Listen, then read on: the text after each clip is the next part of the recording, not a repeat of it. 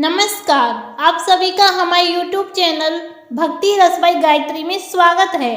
आज हम आप सबको सुनाएंगे पुत्रदा एकादशी व्रत की कहानी। महाराज युधिष्ठिर ने पूछा, हे भगवान, आपने सफला एकादशी का महात्म बताकर बड़ी कृपा की है। अब कृपा करके यह बतलाइए कि पौष शुक्ल एकादशी का क्या नाम है, उसकी विधि क्या है, उसमें कौन से देवता का पूजन किया जाता है। भक्त वत्सल भगवान श्री कृष्ण बोले, हे राजन, इस एकादशी का नाम पुत्रदा एकादशी है। इसमें भी भगवान नारायण की पूजा की जाती है। इस चर और अचर संसार में पुत्रदा एकादशी के व्रत के समान कोई दूसरा व्रत नहीं है। इसके पुण्य से मनुष्य तपस्वी, विद्वान और लक्ष्मीवान होता है। इसकी मैं एक कथा कहता हूँ, सो तुम ध्यान पूर्वक सुनो। भद्रावती नामक नगरी में सुकेतुमान नाम का एक राजा राज्य करता था। उसके कोई पुत्र नहीं था। उसकी स्त्री का नाम सेव्या था। वह निपुत्र होने के कारण सदैव चिंतित रहा करती थी। राजा के पितर भी रो रो कर पिंड लिया करते थे और सोचा करते थे कि इसके बाद हमको कौन पिंड देगा। राजा को भाई बांधव, धन, हाथी घोड़े, राज्य और मंत्री, इन सब में से किसी से कोई संतोष नहीं होता था। वह सदैव यही विचार करता था कि मेरे मरने के बाद मुझको कौन पिंड दान करेगा। बिना पुत्र के पितरों और देवताओं का ऋण मैं कैसे चुका सकूंगा। जिस घर में पुत्र न हो उस घर में सदैव अंधेरा ही रहता है। इसलिए उस पुत्र की उत्पत्ति के लिए प्रयत्न करना चाहिए। जिस मनुष्य ने पुत्र का मुख देखा है वह धन्य है। उसको इस लोक में यश और परलोक में शांति मिलती है, अर्थात उनके दोनों लोक सुधर जाते हैं। पूर्व जन्म के कर्म से ही इस जन्म में पुत्र, धन आदि प्राप्त होते हैं। राजा इस प्रकार रात दिन चिंता में लगा रहता था।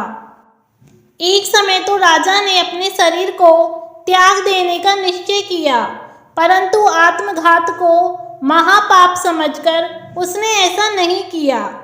एक दिन राजा ऐसे ही विचार करता हुआ अपने घोड़े पर चढ़कर वन को चल दिया तथा पक्षियों और वृक्षों को देखने लगा। उसने देखा कि वन में मृग, व्याघ्र, सुअर, सिंह, बंदर, सर्प आदि सब भ्रमण कर रहे हैं। हाथी अपने बच्चों और हथनियों के बीच घूम रहा है। इस वन में कहीं तो गीदड़ अपने कर्कश स्वर में बोल रहे हैं और कहीं उल्लू ध्वनि कर रहे हैं। वन के दृश्यों को देखकर राजा सोच विचार करने लग गया। इस प्रकार आधा दिन बीत गया।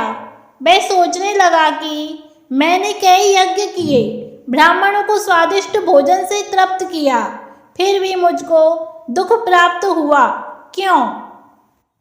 राजा प्यास के मारे अत्यंत दुखी हो गया और पानी की तलाश में इधर उधर फिरने लगा।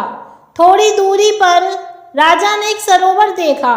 उस सरोवर में कमल खिले थे तथा सारस, हंस, मगरमच्छ आदि विहार कर रहे थे। उस सरोवर के चारों तरफ मुनियों के आश्रम बने हुए थे। उसी समय राजा के दाहिने अंग फड़कने लगे।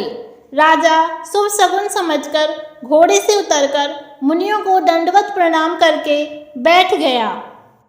राजा को देखकर मुनियों ने कहा, हे राजन, हम तुमसे अत्यंत प्रसन्न हैं। तुम्हारी क्या इच्छा है, सो कहो। राजा ने पूछा, महाराज, आप कौन हैं और किस लिए यहाँ आए हैं? आप कृपा करके बताइए। मुनि कहने लगे, हे राजन, आज संतान देने वाली पुत्रदा एकादशी है। हम लोग विश्वदेव हैं और इस सरोवर में स्नान करने के लिए आए हैं। यह सुनकर राजा कहने लगे कि महाराज, मेरे भी कोई संतान नहीं है। यदि आप मुझ पर प्रसन्न हैं तो एक पुत्र का वरदान दीजिए। मुनि बोले, हे राजन, आज पुत्रदा एकादशी है। आज अवश्य ही इसका व्रत करें। भगवान की कृपा से अवश्य ही आपके घर में पुत्र होगा। मुनि के वचनों को सुनकर राजा ने उसी दिन एकादशी का व्रत किया और द्वादशी को उसका पारण किया।